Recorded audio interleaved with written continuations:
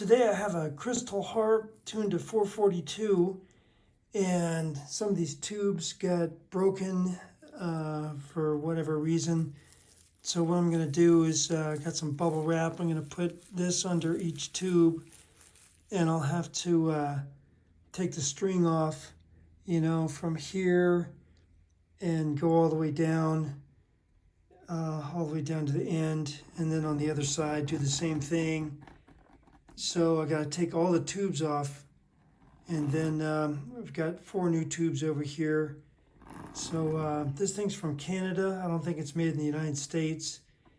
And the original harp, when you first buy it, is pretty expensive, and then of course replacement tubes are expensive. And anyway, I'm going to use a classical guitar string. I'll let you know which one it is, and string this thing up. If you noticed, there's some goo on here, and that's super glue, and we had used super glue to kind of hold it together for a few sessions, just so it doesn't flake off, but it was definitely out of tune. Okay, the nylon string here, if you zoom in on this, it's on this caliper, it's like 3/100 of an inch. And here, this is the Diodario classical guitar string set, the EJ45. That's like 3/100 of an inch. I'll have to find out again if one string does one side, if I can get both sides out of one string, but we'll see. All right, I got the string out of all the tubes. Used some dikes and cut in between and pulled the string out and started the new string. And here, I don't know what kind of knot it is. I kind of looped it around and then back through, but this little metal piece is for a bike brake cable, and it's got a tiny little Allen screw that goes in here. So if you get it, don't even blink, because that little screw is going to just disappear when you blink.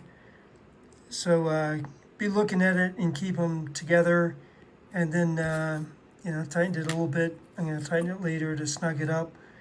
And then there's this screw piece here. So all that, just to keep this secure. This is just some insurance on the back end.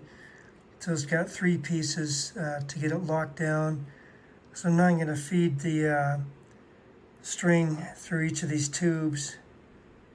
And you got to aim on the hole. If you can see, you got to aim on the hole on this side. On the other side, it's a bit maddening because you got to have the string straight, because you can't hold it in there, but you got to aim it and keep aiming it till it comes through. Here's the knot that I made, kind of a loop around, so I don't have to take all the tubes off. I got this first string on, and then on this other side, I'm just going to start the string here and go across, and then add the 3 new tubes on there. Just with time, you can see these nylon strings get worn out from all the vibrations, because the hole in the tube is just sharp. It's not buffed out, so it just chews on the cable. So just after a while, you have to replace these. You'll probably see it starting to get chewed up like that, and just replace it. I've got the 4 tubes on, and I didn't make a note of this in the earlier segment, but this 4th tube was damaged, so I replaced that. So what we're going to look at is pulling the string through here, and you want to keep equal distant from where the holes are to the frame, to where like the tube's not too much this way or that way. They're kind of equal, like on the insides. So we'll take a look at tightening this here. Yeah, so this is the sneaky part of this. You want to lift this up and push in there, and you may have to pull this that way, like up, so it loosens up, and then push and hold in here, and then do the same thing on this one. Push up in here, lift up on that. So do it very gentle, so you don't cut the wire and you don't stress the hole in there. And then you keep going like this. Hold right there. And this doesn't push through right there, so you have to lift up. It goes across. So you have to do this about 3 times through the whole thing. And do this while also keeping an eye on the other side to where you're not pulling it too far this way. So do it once all the way across on this side and do the same on the other side. And once you get it kind of tight, I just ran like a demo loop through here because there's probably going to be a lot more travel to come through here.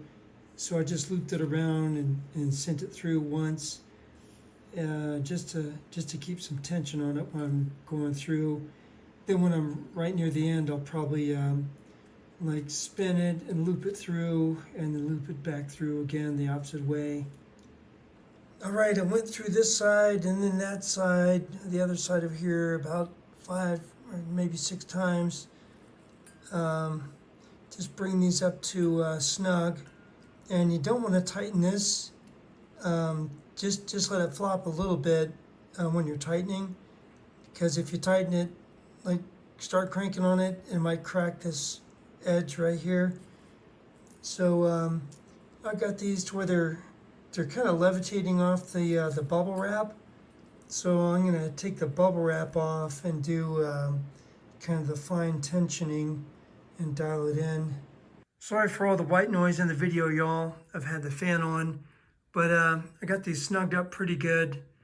And being a nylon string, it's going to stretch a little, probably like any nylon.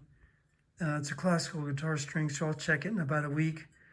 But coming up here, I took the string off and then wound it around once, maybe twice, and ran it up through here, and then back around the opposite way and back up through like on a classical guitar to lock it in.